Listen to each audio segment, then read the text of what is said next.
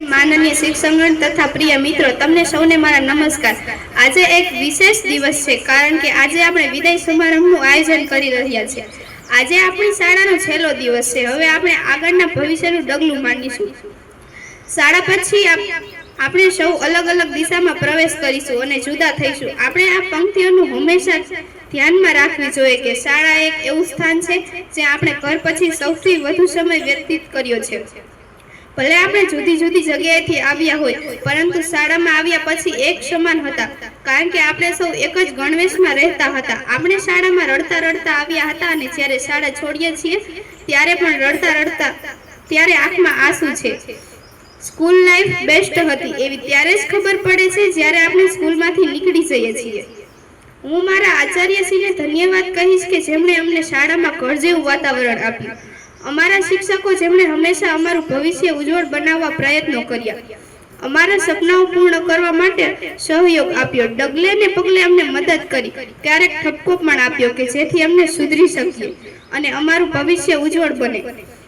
જેમણે અમને ભણતરની સાથે અન્ય કાર્યક્રમોમાં ભાગ લેવા માટે પ્રોત્સાહિત કર્યા। અમે અમારા શિક્ષકોને ક્યારે ભૂલી નહીં શકીએ, જેમણે અમને એટલા સક્ષમ બનાવ્યા કે અમે કોલેજમાં પ્રવેશ કરી શકીએ।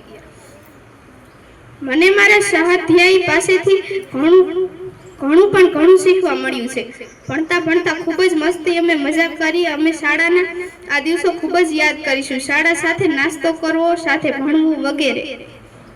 હું મારા જુનિયર્સનો પણ આભાર માનીશ, જેમણે હંમેશા અમારી મદદ કરી, અમારો આદર કર્યો, અમારી વાતોનું માન રાખ્યું। આશા કરું છું કે તેમના જુનિયર્સ પણ તેમને આટલો જ આદર અને માન આપે।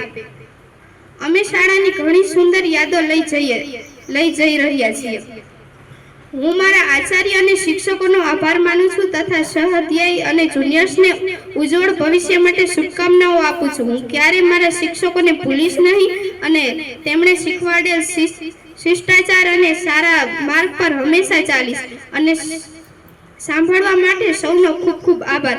અંતમાં કહીશ કે વિદાયની આ પણ ઘણી કઠિન છે, પણ સાથે સાથે સૌની મનોકામના પૂર્ણ થાય તેવી શુભકામનાઓ સાથે હું મારી સ્પીચ પૂર્ણ કરું છું। અસ્તુ, જય હિન્દ।